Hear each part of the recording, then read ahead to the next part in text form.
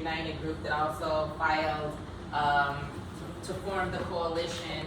But I was, and I'm speaking of former, what's Stacy's attorney? The Attorney General? Former Attorney General Lisa Madigan. And actually grateful for her for doing that because it allowed us to have space. It allowed us to, I don't want to say, we have enforcement? Yeah, we have enforcement power, yeah. We have enforcement power, and so that gave us the ability. So now we're in communications with the independent monitor, federal court judge, and so yeah, it was a great thing. Made history, first time in the country that community members were part of a consent decree to the degree that we are, because typically the Department of Justice hands the consent decrees down to the city, and it's like, here you go, there it is. But for Chicago, you know, it's like we're all up in there, so it's different. So we did make history with that. I want to say Chicago, actually, I can't say we have more oversight, civilian oversight than any other city, but we have quite a bit. And we're also the first city in the country that has an elected body, which we are, which is district councils, which is the community commission for public safety and accountability. Other cities have oversight, mostly all major cities especially have various forms of community oversight, but Chicago is the only one where we have elected officials. We are elected officials. So yeah, the reason why we're here tonight is because we definitely want to bring awareness to community members around their ability to be able to navigate the CPD website. The policies, most of them really aren't that long. It's only a few pages, but if you're not used to policies, it can be, you know, like, oh, like what is this? And I'll give you an example. No, first, I'm sorry, let me come back. I want us to introduce ourselves, and then I will share a little bit about some input that we did give on one of the policies. So I introduced myself, and now my co-facilitator this evening. Thank you, Rick. Hi, everybody. I'm Wally. I'm a law professor and a civil rights lawyer at Northwestern Law School, and our clinic has worked with REWA and other community leaders and organizations for too long. Yeah, it's close to like 8 years. 8 years. Yeah. First to win this right, Yes. to say communities. No, first we organized around trying to put it together. You know, trying to decide like, yes, we could do this. Right. First, the slow hard work of organizing. Second, filing a lawsuit Yes. demanding the right that there should be reform of the Chicago Police Department, but community should have a voice in saying what that is and enforcing it. And then in the slow and difficult work of actually doing that enforcement, of actually holding the department accountable, which is not easy to do. But anyways, really pleased to be with you all today. Thank you. Today? I'm Miyoshi Echoes. I am a community engagement ambassador for Westside Rising. Hey, all right. Okay, thank you. My name is Luis Bermudez. I am the 17th District Council Chair. I'm Ron Anderson, and I am Village Leaders Block Club co-founder with the REWA. I'm actually on Taproots with the board, vice president of the board of Taproots, and a resident of Austin. I'm here. Heather Ryan, I'm with the Unitarian Church in Austin. Fahim Willis, Restorative Justice Coordinator for Taproots. Yes. Community engagement ambassador for Westside Rising, also their trainer. What's your name? David Stinson. Oh yeah, thanks, sir. Okay, thank you. I appreciate y'all being here tonight.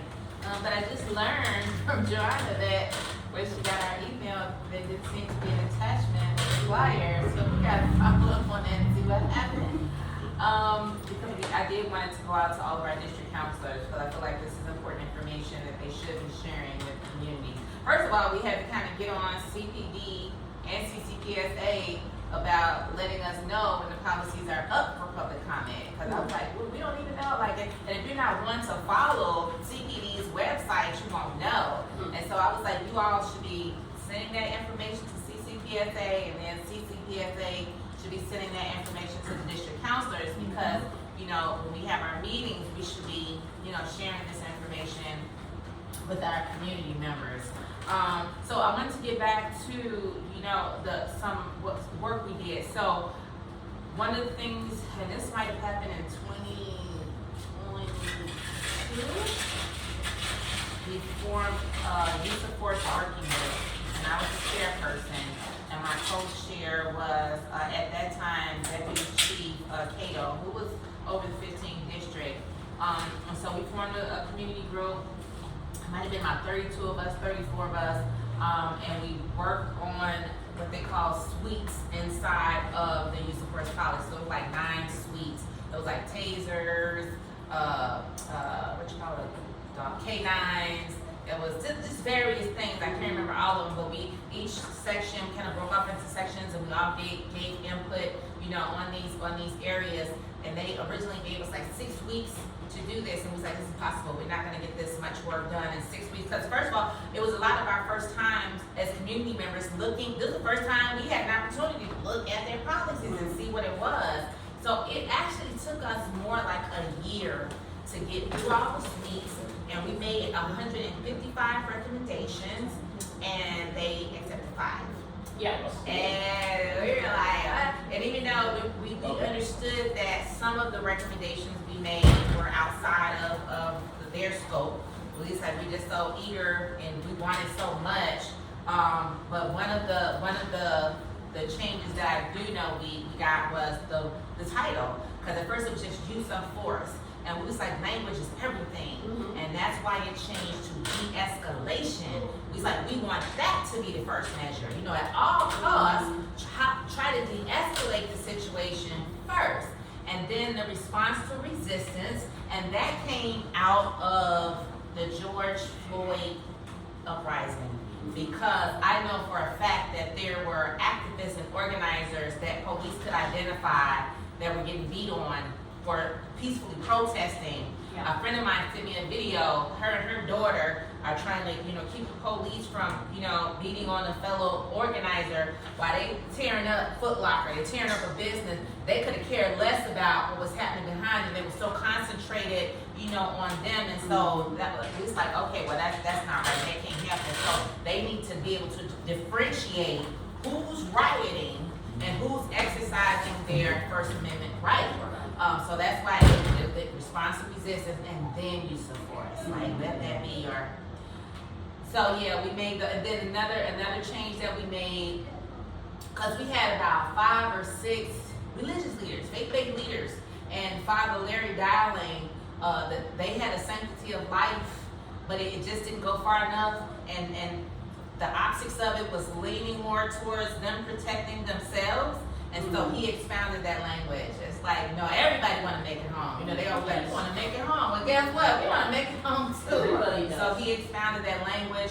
I know that we changed subject to person, because we say we know in our communities you can become a subject long before you do anything. You know, matter of fact, they come out with you being a subject, right? We changed that, and what other? I can't remember the other 2, but those are the most major ones that I can remember. But yeah, we fought long and hard for that. We also had the opportunity to go to one of their youth support trainings, and it was a live training. I know now they're orchestrating trainings for community members. Those are fine for community members, but I feel like as a consent decree, leading organizer, and even as a district counselor, we should sit in real live time trainings. Let the community have the community trainings, but as elected officials in the oversight body and the coalition, we should be able to go to live trainings. We went to the live training. After the training, we did a report, and you know, we gave them the report. They did make some subtle changes. And one change that I know they made, because when we were in the training, officers were asleep. They were falling asleep. I was like, what is wrong with this? This is an important class. But what we learned was some of them had just come off a shift.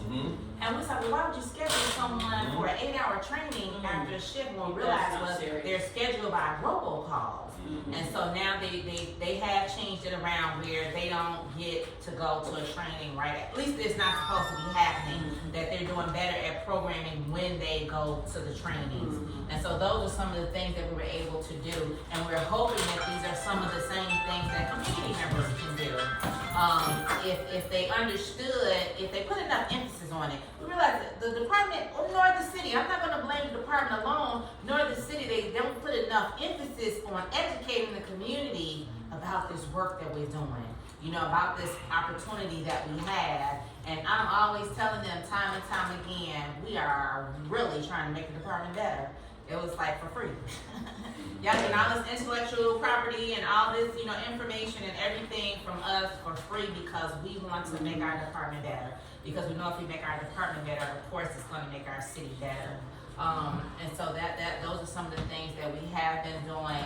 And so, yeah, so now, like, even now, there are 1, 2, 3, 4 policies up.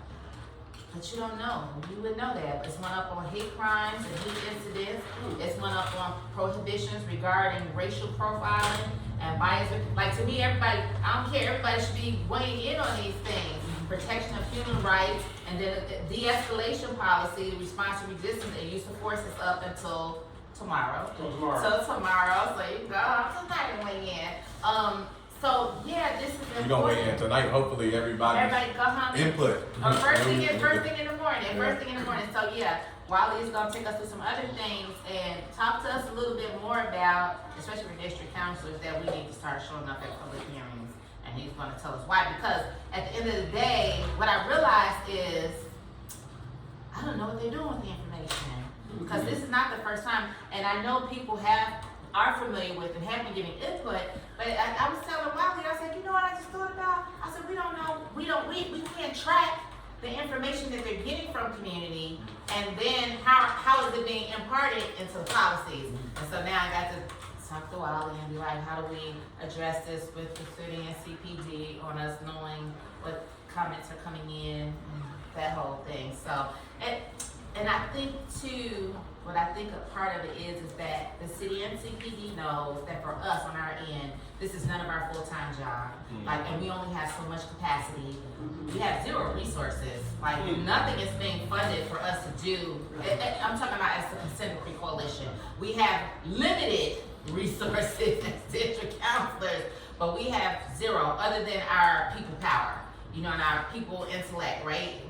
And they know that. And so it's like, and I feel like sometimes they're like, oh, if they're out there, they're going to forget before we can get back to them. So we just won't leave it dangling out there.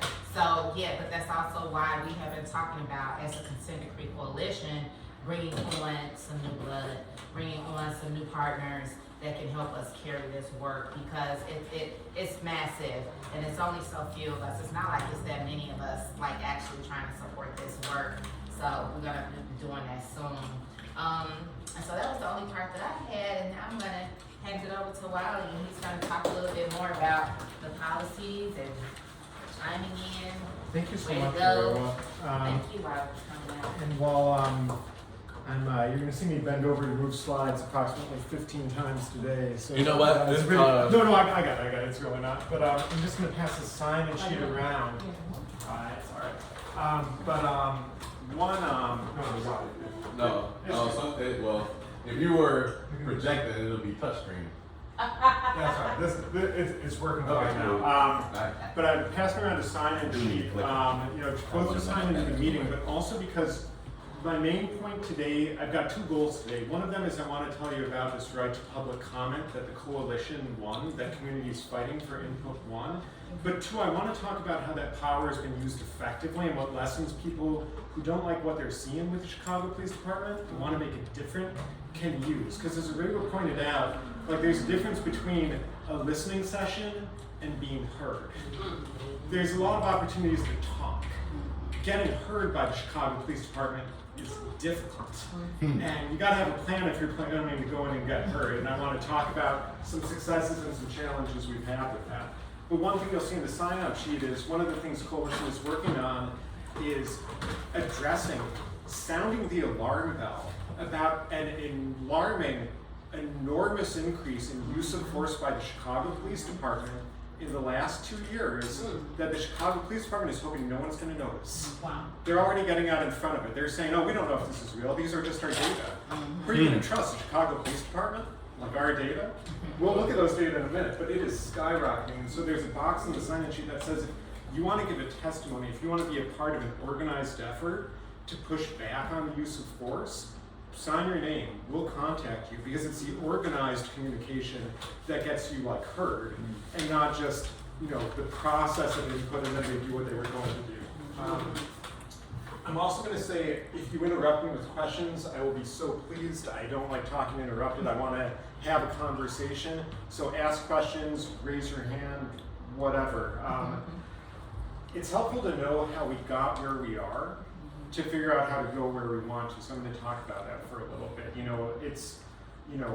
In 2016, when Obama was president, his Department of Justice investigated the Chicago Police Department, right? And it was, communities in Chicago knew that forever. The Chicago Police Department was brutalizing residents, right? The Chicago Police Department was racist in how it was policing people. That was a fact known to the community. The Department of Justice, found what people had known for a long time. Yeah. They did an investigation, they did listening sessions, they got data, and the goal was, that basically that like when Hillary Clinton became president, the federal government was going to oversee the Chicago Police Department. That did not happen. Trump became president. The federal government was not interested in reforming the police. And then communities, community leaders like Arela, like many of our clients, and also the state of Illinois took an interest in reforming. And like I said, we have to pick this up because, it needs to be community led, but two, the federal government's not going to do it. And so, anyways, the Campbell plaintiffs, who I'll share who they are in a minute, filed this historic lawsuit saying the community should enforce a consent decree that's going to reform the police. But I just want to pause for a minute about some of the things the Department of Justice found in 2016, because although people have known this for a long time, it's, I think, validating to hear how clearly they describe. The Department of Justice said there is a culture where officers expect to use force and not be questioned. They know no one's going to ask them or test them about the force they're using. Also, there's a code of silence among Chicago police officers. They lie, and they actually go out of their way to hide evidence. There's a part, this isn't a quote here, but they said, what's so incredible about the Chicago Police's code of silence is that officers lie even when they have nothing to lose. They lie over nothing because they are not afraid of being caught. And I have to tell you, in my life as a civil rights lawyer, I work with the consent decree, I sue the Chicago Police Department, and today, Chicago's top police leaders say, not only is there not a code of silence, but there never was. But the Department of Justice said, well, that wasn't really true. But we thought we'd just try to make things a little better. But there is, the recognition of the code of silence has actually gone backwards in the last several years.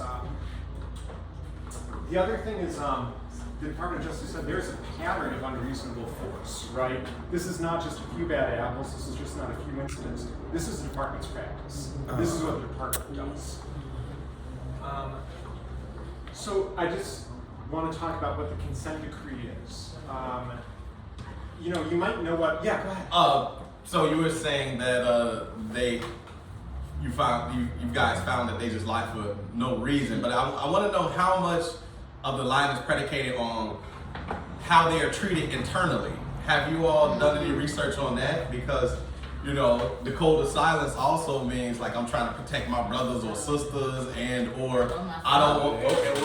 myself because I don't want to be on the other end of the racism that is going on internally to CPD as well.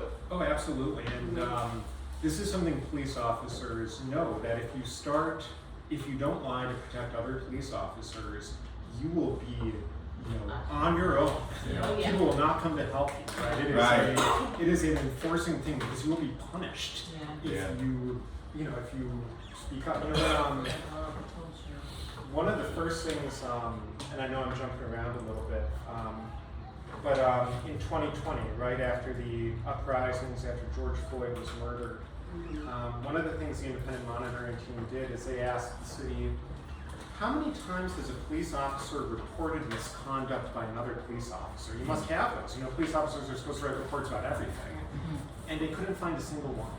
They could not find one time that an officer had told on, you know, another officer. But is that a police thing, or is that a cultural, a societal thing? You know, and the only reason I present that is because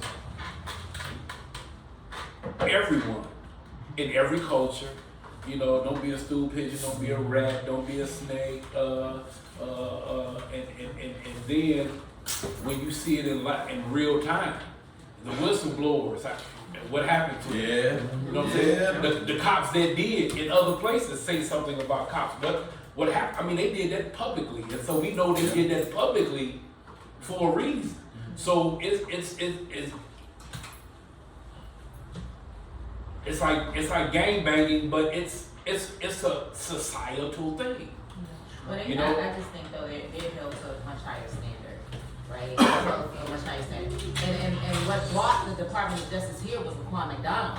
That's a prime example of what happens when police lie, and they blatantly lie.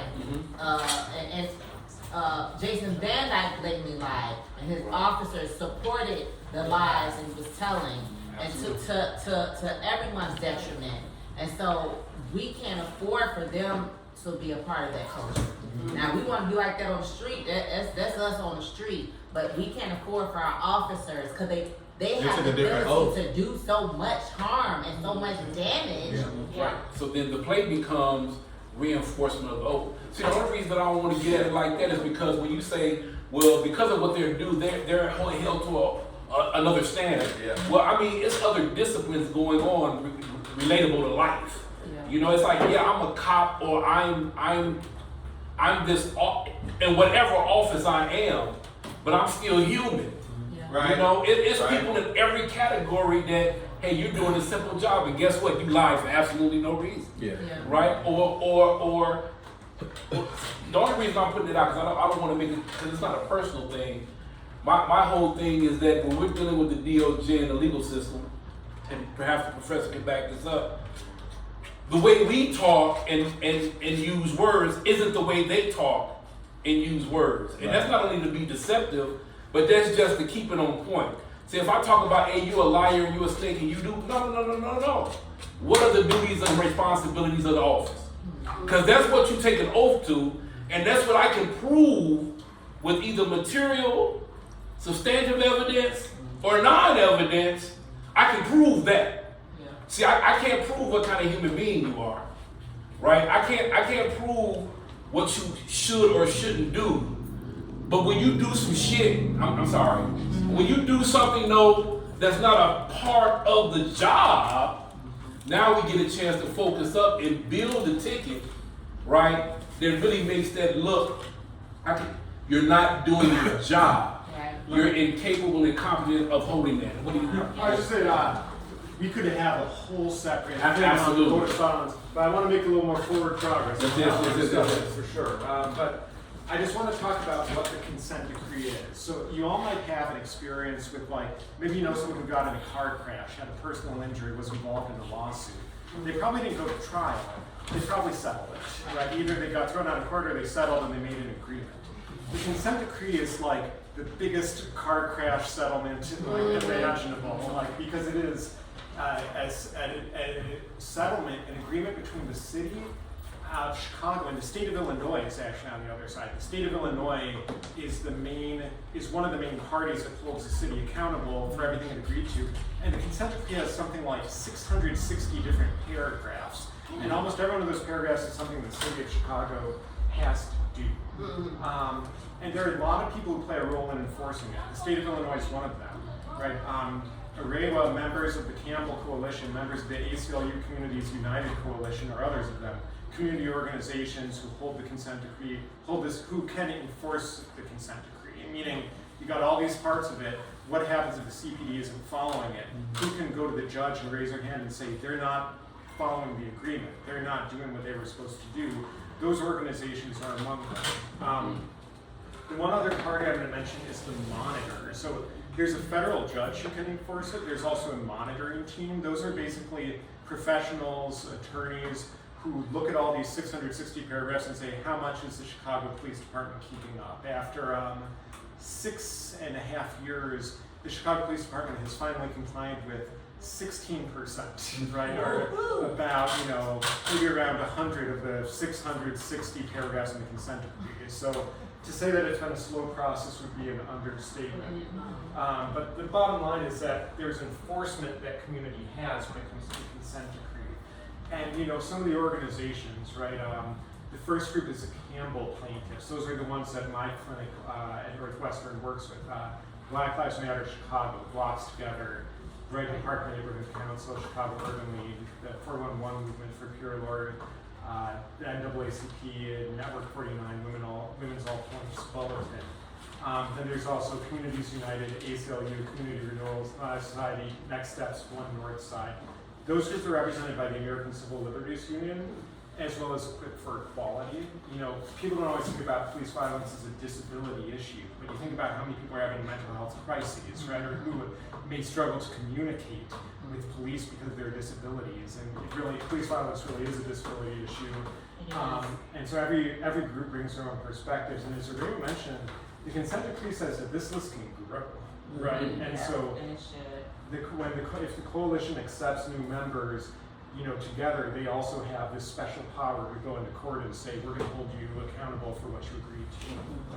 And can I just add to that, I know oftentimes we think possibly that there are young, more black and brown males killed by police, but there's more people with disabilities.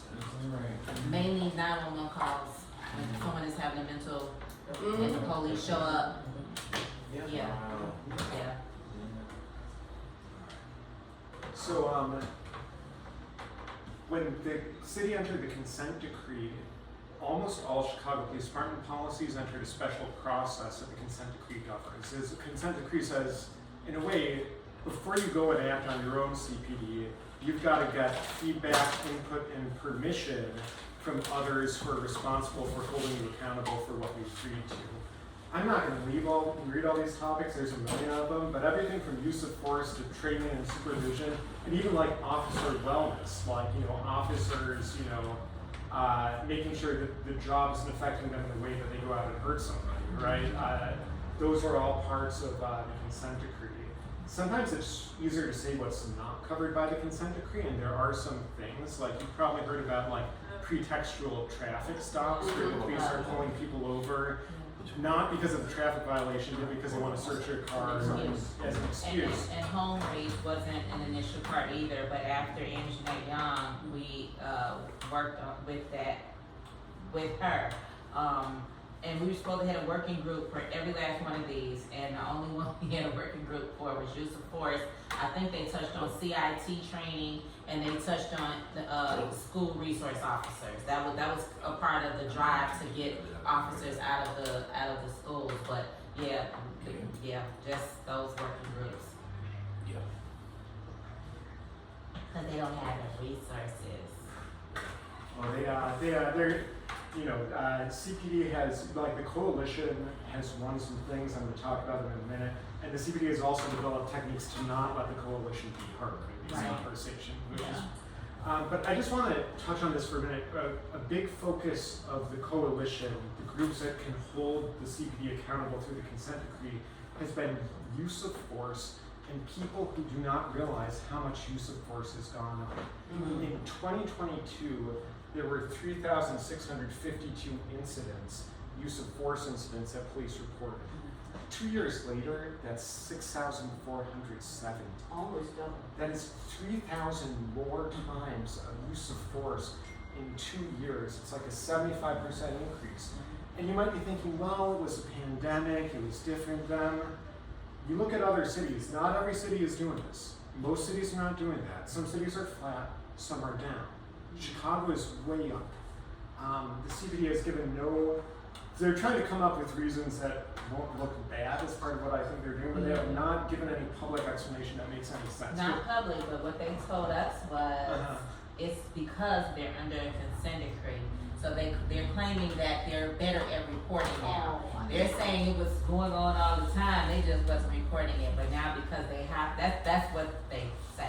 I don't know, I don't think that's Well, true. the consent decree's been in since 2019, and Yes. reporting was a day one thing It that they were was. supposed to be doing. So it's possible. I mean, I- it's hard to prove. maybe- I'm not sure it's possible. I say maybe a few numbers, but not that many Not that numbers. many numbers. Not that many numbers. And we're seeing the same thing in the area of gun pointing. You know, the police department has to report how many times an officer points a gun at a person. Interestingly, they don't call this a use of force. They have resisted all our efforts to say that pointing a gun at a person is a use of force. As members of our coalition have pointed out, if you do a firearms training, they will say never point your gun at someone who you're not ready to shoot. That's received wisdom on gun pointing. But nevertheless, here, you know, the increases from 2,562 to 4,209 in 3 years. The bottom line is, you know, 1,000, 1,500 more times a year, police are pointing guns at people. That's a trend we're seeing. And so a big focus of the coalition has been to say, how can we hold CPD accountable to reverse this trend, right? Because at the end of the day, you can have the best policies in the world, but if more people are suffering police violence, then you haven't succeeded. You've just had better policies and worse outcomes. This is just, you know, why is there a public comment process? One reason is the consent decree. Like I said, there's 640-ish paragraphs. Paragraph number 633 is that under the consent decree, CPD has to make sure that the public and its officers have a meaningful opportunity to review and comment on changes to CPD policies.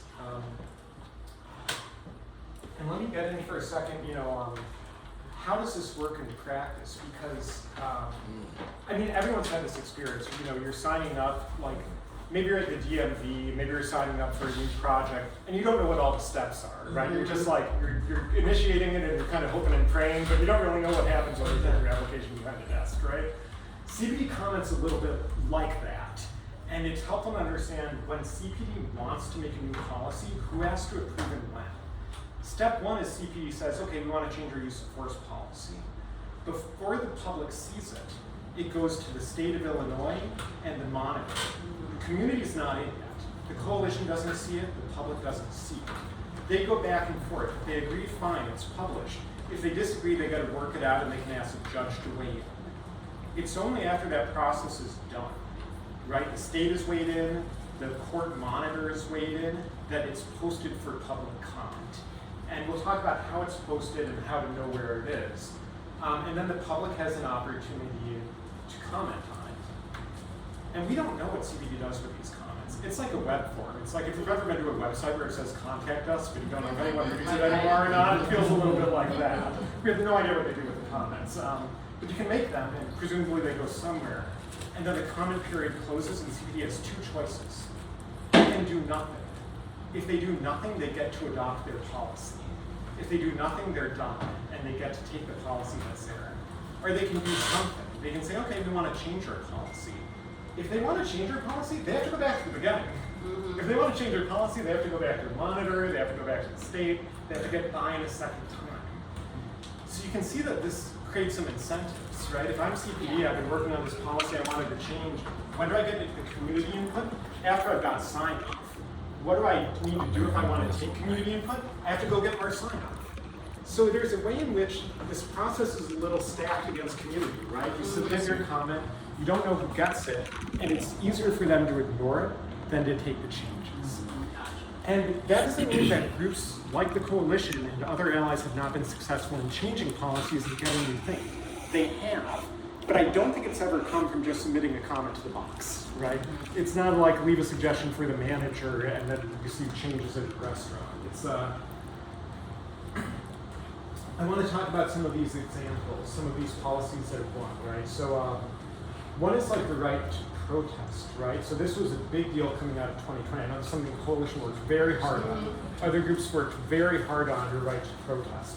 And so CPD wanted to make some policies and the coalition wants some changes, like you can't arrest someone unless they're an immediate threat or they've ignored your orders, right? You can't just, you have to give notice, you have to give a warning. You have to give a warning before you pepper spray someone. Like if you've been in the streets recently and there's been a dispersal order by the police, you'll notice they're giving these warnings, and that's because of policy changes that the coalition want. Same with foot chases, right? Foot chases, where I think among other things, a huge driver of police shootings, right? They started creating a more dangerous situation. And they said, well, you can't chase someone just because someone runs. That was something the coalition said. If you want to save people's lives, you can't chase people just for running, right? Like that's like what terrorists do. That's not like an appropriate response. That's not probable cause. It doesn't make sense. So, So for the foot chase, yeah. if there is probable cause, if you see someone committing theft and they're running with something, can they foot chase then? You know, there are, I haven't memorized the policy, but you're supposed to make different considerations. Okay. So I didn't put this up here, but you know, like if someone's distressed, having a mental health crisis, right, and you see them commit a minor crime, I think that some of the considerations are you shouldn't embark on a dangerous foot chase for nothing, right, without good reason, without considering how people are going to get hurt if you do it. So I don't know if it's a strict yes or no in that situation. Yeah. I mean, it may be, I just don't know. But you're supposed to weigh more than just like go out and, you know, chase people down every time. Because prior to that, the department didn't have a foot chase policy. They had something what they call, I think they call it, what they had, a suite or something. It was the coalition's work that made them adopt a foot pursuit policy, which is in certain cases, what is it? What do you call it? Not probable cause, but there are certain instances when they can. But this was really trying to safeguard young men who see police and take off running. Yeah. You know, like Right. don't take off behind them, because a lot of time, well, my nephew in Point ended up dead because officers chasing them. You know, so that's how that came Right. about. Yeah. Even things like religious expression, just like you have to respect someone's like headgear or their religious clothing, then you shouldn't take it off without a good security reason for doing so. Was a change that came because of organized comment. So I'm just going to talk a little bit about where you can find policies, and I'm going to hand out a handout at the end. I don't know where it is now, but that's okay. It's somewhere. I'll make sure you get it, which has these links, so you don't have to memorize. You can take them home with you, right? But CPD's got a policy website where they post policies that are up for review. So one thing you can do is just check there, look there, right? Another thing is the Facebook, right? I mean, it's a little tough, right? Like you have to put up with a lot of like, you know, like random posts with CPD if you're gonna try to use their Facebook to follow it, but it is still a place that you can look to see them post new comments. Ray was just saying a little bit earlier, they need to do a better job of this, because like, they do post it, but they don't publicize it broadly. And some of it is like, part of it is when they posted the policy, like we talked about, they're already reaching the finish line. They're already thinking about getting over the finish line and posting it. They've already made their decisions about what they want in it to some extent. Which is why I want to talk about another way to like get a little bit more heard than if you submit a comment to your website, right? And that's the actual consent decree hearing. So 3 or 4 times a year in federal court, there is a hearing for public comment on the consent decree. And anyone can come and say their piece about how they think the Chicago Police Department is doing. And it's a good thing to do in an organized way. Like if you know the coalition is working on use of force, you're concerned that use of force has almost doubled in 2 or 3 years, you can show up and say, look, what's the department doing about this? Here's what we're seeing, here's something I know, here's my experience. And when you do that, it doesn't just go to a black box. The judge hears it, the monitor hears it, Superintendent Snelling hears it, the Attorney General hears it. And it's, you know, and someone writes it down. It's a kind of immortality, right? You'll always exist in this court transcript about what was said at this hearing. But it's a good thing to do in an organized way, and it's one reason why the coalition's working on getting people to give, and the other thing about this is you don't have to do this for their policy cycle, right? Like the fact that CPD decided it was time to talk about use of force 6 months ago, and you didn't hear about it, and they posted it for 3 weeks. That doesn't matter. You know what I mean? Like anytime, the coalition at any time can say, you're not following this, and we're asking the court to intervene if you don't make it right. There's no wrong time to, in that organized way, hold them accountable for it. So it's good to learn about their policies. It gives you some information, but at some level too, like, you can get lost, right? It's hundreds, thousands of pages of like, is this adjective or this clause better than the other? And at the end of the day, I really don't think it's that kind of like sort of sporadic nitpicking that has been responsible for these big wins. It's saying we've got a real problem, you know, they're beating on organizers, they're targeting them in protests, right? Or they're not respecting people's religious clothing, religious observance, or they aren't doing enough to protect people having mental health crises. And you focus on that and you keep pushing until you get something. Right, that's a big part of what it comes down to. So the hearing schedule is posted on this website, which is also on your handout. And every year they post a new one. And the ones where there are comments say focus area public comments. So there's 12 a year, a lot of them is CPD giving a presentation on something or other. But the public comment sessions are the ones where you've got the opening to do the public comment. Oops. That's it. And so, yeah, that's it. Basically, I'll say one more thing. There is a use of force policy suite that's posted right now. It's on the website that's here, the CPD policy website. Yeah, I put them in here. Awesome. It's like 67 pages long. And I'll tell you just a bit of what the coalition has been doing in regards to this. This time around, the coalition said, we don't want to submit more comments to the black box. We said, we're enforcing. Force is up, it's double. Why? What's going on? You want to see it fixed, we want you to commit to lowering it by a certain amount, by a certain time. At least get back to 2022, right? Like, let's get back to this. Like, you were here 2 years ago. Get back here. We know you can, you just did it. You know? You were here 2 years ago. You pointed guns at people 1,300 fewer times a year. Do that. But there's no explanation to why they're doing that. Yeah, that's What is the explanation of the jump? Like, yeah. that seems like a dramatic jump. Yeah. What is the explanation? Like, why are officers pointing their guns out much quicker than before? I think there's so what CBD has said is, one, we don't know. And two, well, maybe we're just reporting a lot. Maybe we're just reporting a lot better now. Now, why that happened in years 6 and 7 of the consent decree as opposed to other years, why it's so much so soon, why other cities, even ones under consent decrees, are not seeing the same increase, they haven't got to. Just out of curiosity, what happens to an officer that is involved in, say, a pointing of the gun? Do they get suspended for a couple weeks or nothing? Days, nothing? Yeah, I mean, as you can see, what this suggests is that the directive, you know, to officers is get out there more. You know, go Right. be aggressive, right? This is a common refrain in prison. Go be more aggressive. Does it have to do anything with the influx of this immigration and folks coming in who don't speak the language maybe and doing things they're not supposed to be doing? So a reason that, you know, I don't think so is that, you know, this is obviously there are immigrants from all countries, right? There are black immigrants, white immigrants, Latino immigrants. Yeah. The people subject to these use of force incidents are overwhelmingly black Chicagoans, and it stayed about the same percentage every year. So it's more force against the same people who have been the disproportionate subjects of use of force forever. Yeah.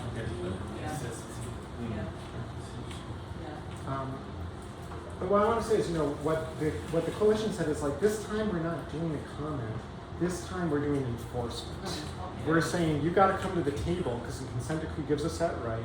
And then eventually, if we need to, you don't fix it. We'll go to the judge and say the whole thing with the Department of Justice. You know, the big thing in 2016 that kicked this all off was use of force. It's a pattern and practice of unconstitutional use of force, and this is what you're seeing. Right? You're seeing that the thing that it was all meant to address, or a big part of it, is not being addressed in the first instance. But you know, like for that to win, it takes continued pressure, power building, organizing. The legal part is important, but also what's different, you know, when the consent decree was signed and now in 2025, to some extent, like everyone's tired. Yeah. It's lost a little steam. Yeah. We're going to need more steam to win. Yeah. Yeah. Absolutely. And it might not make sense, but the definition of occurrence and the definition of incident. Great question. And they're both up in about the same proportions. Incident is like an officer to individual. So if 2, 3, 4 officers use force on the same individual, each of them is a separate incident, but it's only one occurrence.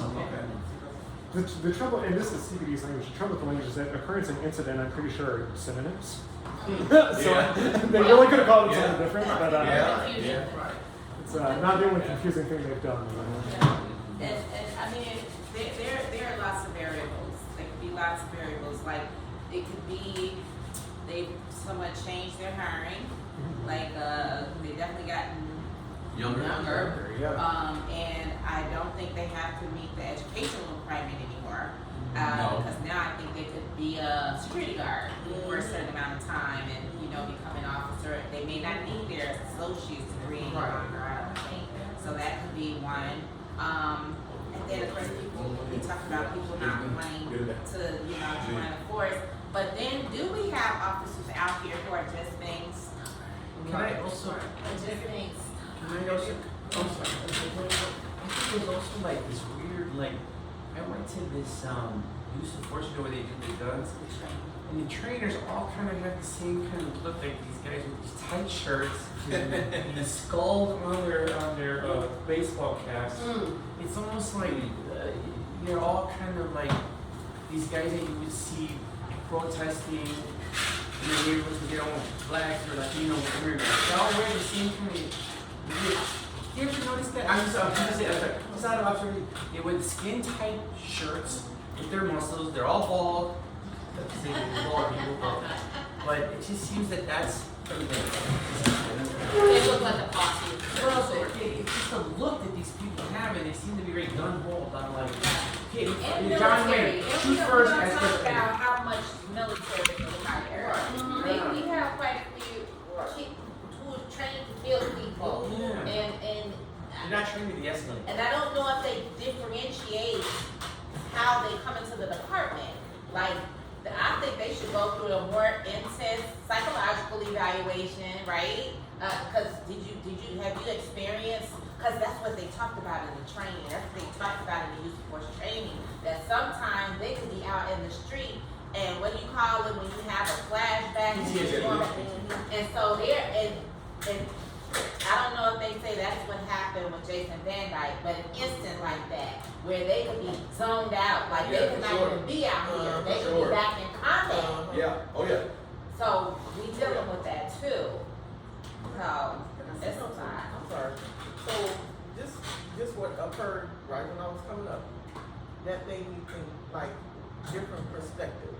Like we didn't understand. I'm just getting out of my car and I'm thinking that there was an accident or something down the street, and then the family they walking down, coming down the street, and my thought, and I'm sure everybody was different.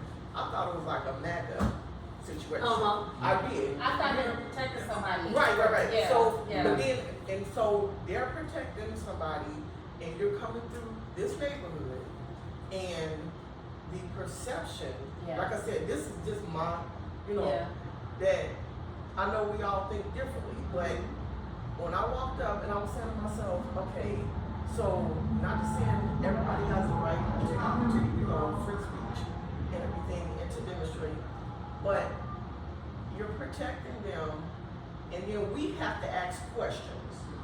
And we're looking wrong because we're asking questions. Why, what's going on? And it's like, they're looking at us like, the police looking at us like we're wrong for asking why, and this is our community. You know what I'm saying? So that was just an instance to me. I'm like, maybe I was, disillusioned, but again, it was like everybody different perspective. Like, what's really going on? And you weren't here, but it was a little demonstration about just like a whole thing going on. Deontay came in, he said they got a march or a rally or something. He said police. Right. And so we all go out and this police cars about 8 and you see a couple of people, like 3 people in the middle of the car. Right. And so first DeAndre was like, well, maybe a police officer was killed in the line of duty or something, and maybe that one. And so we like, oh, okay, that's what's happening, but it didn't necessarily look like that either, cause I was thinking, these ice agents, I'm like, are they pretend? Yeah. I'm like, I didn't know what, Okay. he didn't know. And so then DeAndre was like, well, what are y'all doing? And he was like, we're marching for our mental health. It did not look like, That didn't look like my Look like a I short wasn't even thinking, but I should have recorded And that. that's what I was like, And then here we I think are, the our average person would community hear. partners, we have outside mental health partners in this community. We do, so like, yeah, where's the community? why you didn't have to a banner to say what this was, you know what I'm saying? Have an I never, officer friendly passing out flyers I've telling them. never seen that before, what they're doing. so I will be calling my commander tomorrow. Yes, Like, please. what was It was this? police officers doing a march, like, just then. No, it was not even cars that was marching, it was like 10 or 15 cars. Right. Trucks, and sports utility vehicles, and about 3 people, so about 7 or 8 cars in the front, 7 or 8 in the back, and 2 or 3 people. With a flag. With a Yeah. flag. With a flag. No And explanation. it wasn't even a red, white, and blue flag, It wasn't. it was Like a a black burgundy. flag, like a black, but you could tell it had the stars and stripes on it, but it was blacked out. Yeah, that's a police flag. That's the. But it looked darker than the You police should have had a flag. banner at least saying, hey, we're marching for mental health awareness. Yeah, it was dark. It doesn't seem very.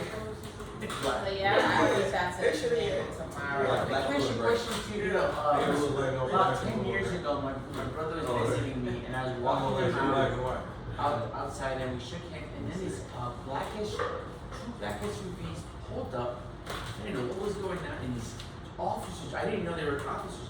They jumped out and they wanted to throw us up against the wall because they said they saw a handoff.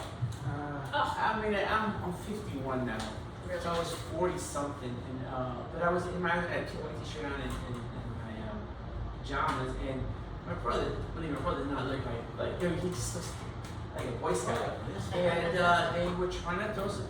I remember there was some controversy about these black SUVs, and they were trying to militarize a lot of the police force. I don't see them around as much anymore, but there were a lot of black SUVs at one point. And one of the things they were doing is they would have these vests and they would hold their to hide your badges. Did you ever see that? Yeah. I remember that. I don't know if that was part of something. They were doing that too a lot in the during George Floyd. They were putting tape on it. Yes, And I also saw that. so they're not supposed to do that now. But I don't know, they still may try it, but yeah, they're not supposed to do that. What was that? Something that they said? Is that about the 600 paragraph? We were thinking about these SUVs. Maybe not the SUVs They were- per se, I don't it's know. in But the- they don't change vehicles. They were trying to militarize the way they. I mean, I live down now, Wilson and Drake, right by Roosevelt High School. And I was just walking my brother out to say goodbye.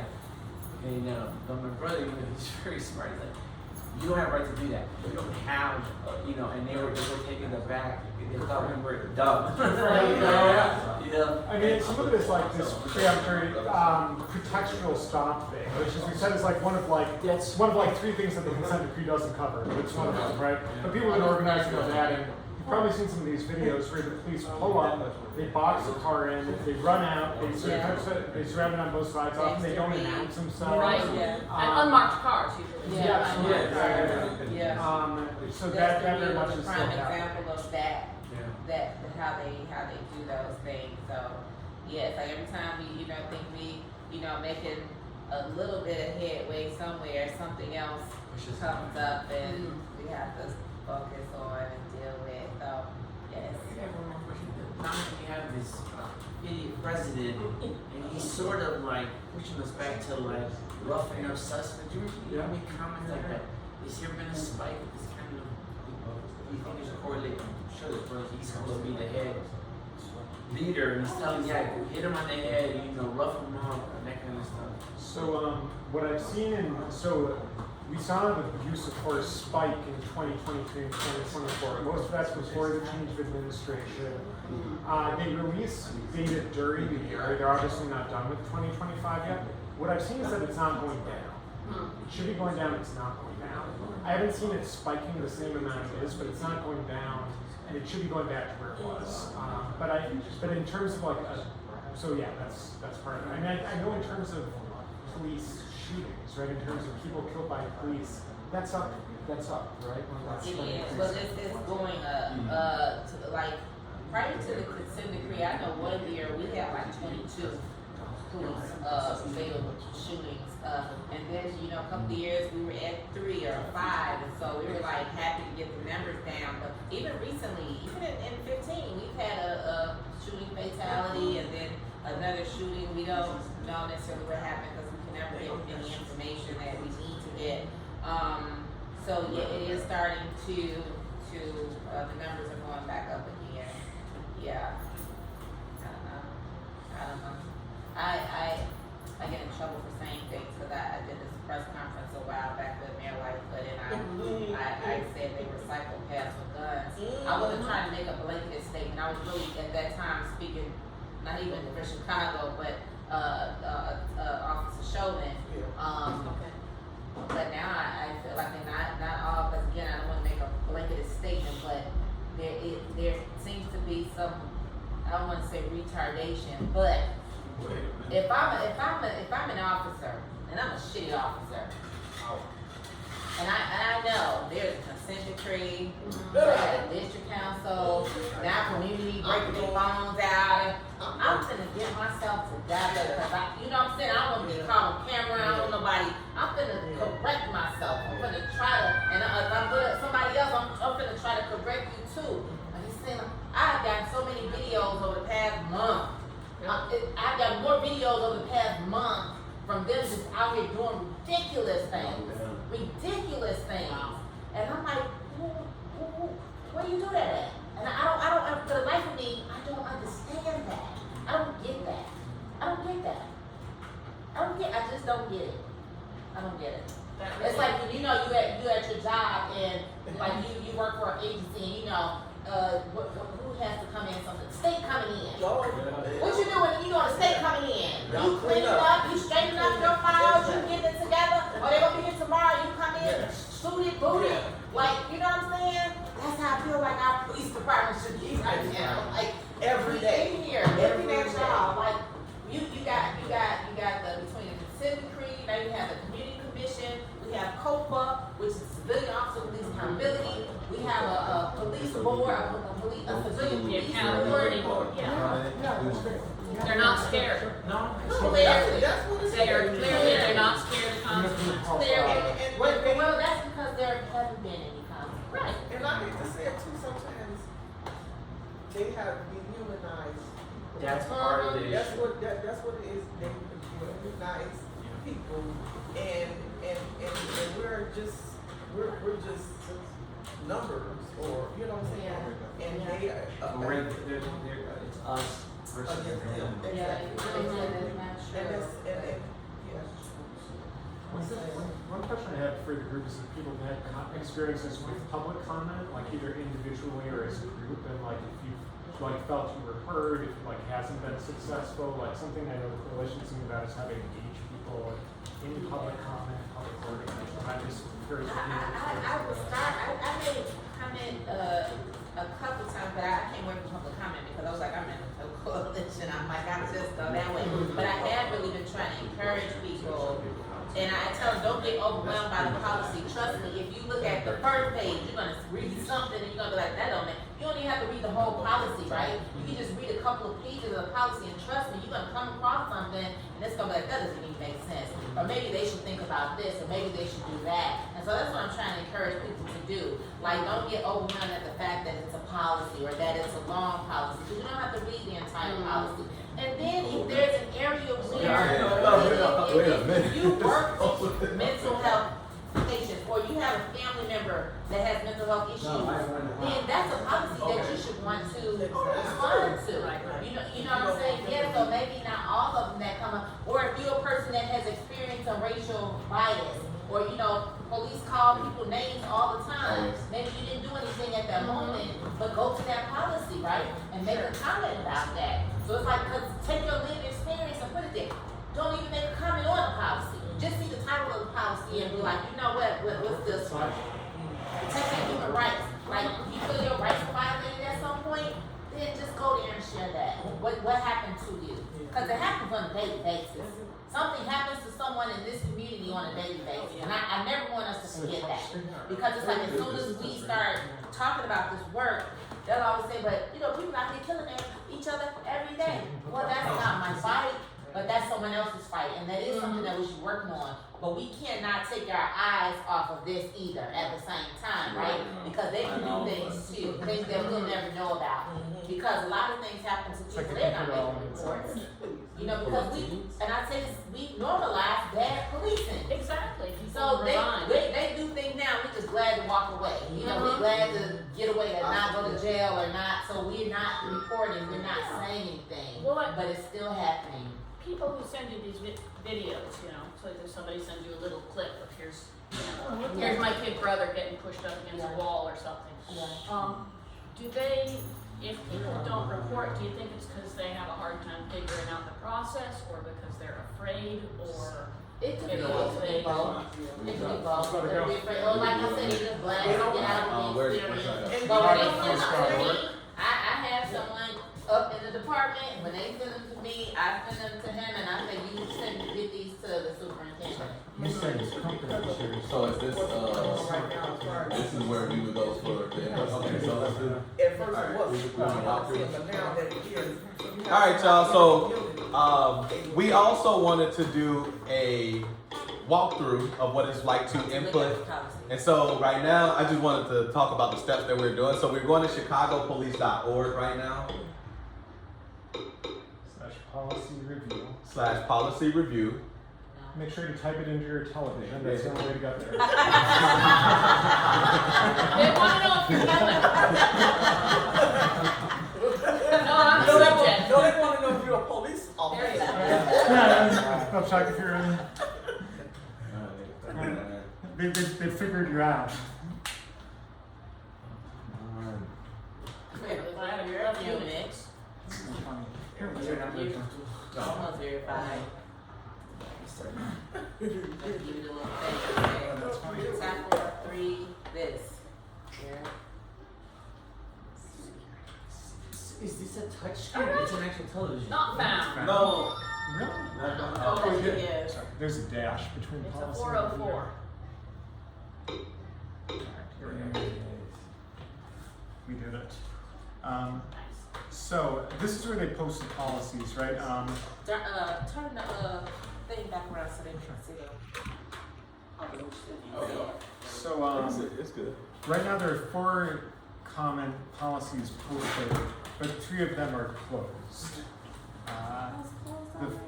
The 4th one is the de-escalation, response to resistance, and use of force. And it closes Tomorrow. And when they close tomorrow, is it 11:59 p.m.? Like, what's the close time? I don't know. Okay. Yeah. They don't never use, they don't put that. I haven't seen it. Okay. But Yeah, It's September 26th. you know, the first thing you'll see is the actual policy. It's not showing up very well here. It may let us download it. But this is something that's present, right? Like the place you put in your comment when you post a comment is literally a little comment box at the bottom of it, right? It doesn't look very official. It doesn't look like a form. You just okay. type in your comment, type in your name and email, and hit post comment. And then they don't show you anyone's comments. It goes somewhere. And that's the end of the process. So we just go in there and we just comment on something Yeah. that we've read on. Yeah. So you know, just look, read, like it's a lot, but like I said, just go through a few pages and you're gonna see something and you're gonna wanna say something about it. And go to the comment box and make comments. Is there any place people should be sending their comment? I mean, I put it in the box and I hit send and it goes into the void, but should I copy it and send it to somebody who's like more friendly? That's a thought. Like your Northwestern or your, Don't we, aren't we supposed to have a website? Couldn't we have a placeholder for these comments too, so someone can, we just bring them up? Aren't we supposed to have a website? We're supposed to have a website. I don't know when it's supposed to be built. I don't know, because then it becomes a thing of confidentiality. Well, Like, these comments on the policy, not. because sometimes maybe people may not want to share what they're sharing. I don't know, but these are things that we should consider. So- Like, definitely, what y'all don't put the time on there, because y'all put a time on there that the policy, we should be making the comments back, but it just has been extended. And with, right, September 26th, what, 9 o'clock in the morning, 11:59 at night. I mean, But it's, yeah, those are questions we can ask. it says, you know, whatever, it's Oh, you know what? You know who gets them? Who gets The them? monitor should get them. Do you know if she does? I don't know. She should. She should. And she should do a report. That's how they do it, reports. Yeah. She should do a report. It would make sense to have someone who's not the Chicago Police Department reporting out on what kind of comments Comments are being made. Absolutely. Like the coalition. Sure. They're not gonna trust us with that. Like, but I think the independent monitor should. Like that, she should get the comments and then she should just, but yeah, she should make a report. Put it inside the 20,000 page reports that you do for a community. We can't read all of them. I should have write these things down. Oh, I'm typing on my phone. I think like sometimes like as people who care about CPD's use of force and other harms, it's possible to get caught up in how do we keep up with all this? How do we keep track of everything? There's no way you can know as much about these policies as the people writing them do necessarily. But I think it starts with identifying like a problem or something going wrong and then putting the collective pressure on them to fix it. So like this is worth doing. Maybe like this is something to do, but it's definitely not a substitute for the collective work. I mean, if Facebook and Instagram and all of them can create an algorithm, couldn't we create an algorithm that says, okay, this is what's happening? It just seems kind of, I'm not a computer person, but I may be using the word the wrong way, but they create these algorithms, right, that sort of determine like what people's buying habits are, what they're, you know what I'm saying? Why can't we just have something like that that can be stored and looked at and say, oh, well, here's what we're seeing that's happening, and here's where the more likely places are where they pull in guns more or something. I don't know. Yeah. It just seems so Yeah. unlikely that we can't develop some kind of system. But this is why you should come to the hearing and say this. I've never been to one, so I'm gonna. Well, you should come to the next one and you say these things. Yes. Because there's a topic, but people can come and talk about anything. You don't have to talk on topic. You can come and just express whatever you want to the judge and to the attorney general and to, you know, all the attorneys and, yeah. So I was looking back at this and I think like in the transcripts of old hearings, and I think it's only a few hearings a year where they do public comment. So it's not like every month you can come on and do public comment, but you can look at the schedule and see which ones it is. And that's one of the links on the handouts we gave. The monitoring link tells you when those are coming up. So when you go here, is this the document here? Yeah. Then I read the full document and then I add my comment on parts. So like, should I list it out how this is? So like, if I wanted to make a comment specific to response to resistance and force options, what should I label it down there and say, you know, or you just make a general comment? Like, what's the best way to do this? You know, the trouble is we don't see the comments and we don't see what CPD does with the comments. There's no transparency into what's done. I think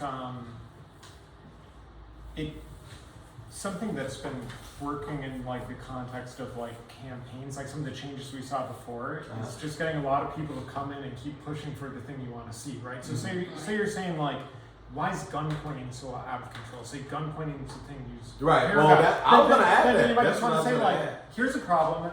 Gun pointing isn't defined as Can I use of just- force in here. Yeah, you do it. All right. So as a collective, we all feel that gun pointing is getting out of control. Absolutely. Yeah, well, Yeah. gun line is an act of violence, right? It's a Well, gun issue. Not to. That police department. Not the person pointing the Because gun. it's traumatic when you work that it shoves against the wall. Yeah. For especially for a police officer, for anyone to have a gun pointed at you, but especially a police officer because you know you can end up, you know, that's traumatic. And that was in one of the videos, like it was some young guys out and about, and I don't even know what the officer was doing, he just came up to them. Alright, so what kind of okay. I'm running. I just- He's like, if you run, I'm gonna shoot you, and he had a smile on his face. Jesus. But his friend videotaped the whole thing. Yeah, Jesus, okay.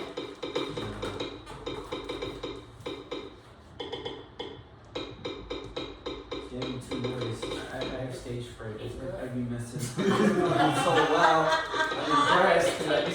I think it takes at least a 12th grade education or more to even find your way to the right spot to report your thing. Yeah. Well, that's what we were walking for through. Well, yeah. 2/3 of the people I know would just not make it even to the box. Yeah. It gets frustrating. Well, Yeah. we talked Right, about right, that box. too, they were supposed to be simplifying and making it More easier. user But they were friendly. supposed to be overhauling the website and things for the department. I don't know where they are with it as of yet, but we did talk to them about that as well. It's not user friendly. Yeah. Oh, yeah. There's a quote that I love, and it's something like, the ultimate instrument of control is the ability to decide the questions that are going to be asked. There you go. Yeah. Because to get through here, to read the 67-page policy, to decide if this clause or that clause is right is one thing. Mhm. If it was a button saying, do you think gun pointing is a use of force? Use of Is it at least as serious Yeah. as being pushed against a wall? You might get a lot of people saying yes. Right. But that's not the question. That's a limit of the input process they've designed. So, okay, as I make the comment, what am I providing suggestion or should I just? We'll change it to 1.5. Alright, cool. That's a lawyer in me. Okay. Um, So, should I add a suggestion or just make a comment and that's it? And or I think it could be either or. You could just be making a comment that you think, gun pointing is, ridiculous. It is out of control. It should be considered a use of force. Yeah, that part, it should. Oh, it should be It considered. should be considered a use of Okay. force, because it is. The hardest part we had around home race was gun pointing at children. Oh, We man. were asking, like, could you all just not point guns at the children? Serious. But the judge. You don't even know. Okay, what else? So right now we have gun pointing is out of control. If there isn't a need to point a gun, then it shouldn't be pointed. The numbers are up at least 1.5 times over 2022. It should be considered a use of force. Anything else we need to add for this one? I think it sounds pretty straightforward. If someone with an email is willing to put this in, Yeah, me. then we can see if you get a copy of it when you send it, which I've never actually used this one. Yeah. All right. I'm trying to think, I don't think so. Well, no, I'm it's one of my email. I was gonna put the collective. I don't know. So what You should don't I have no put? collective email? No, I put a name. Just a name. I was gonna put collective You should email. put 15th district. You want 15 district? Yeah. 18 district. Oh, district council, Yeah. 15th Police District Council Working Group. Okay, cool. Because that's what I think we should do moving forward, like get together as a collective, go through it and make a collective comment. Yeah. For starters, see if you get something back. Thank you for submitting.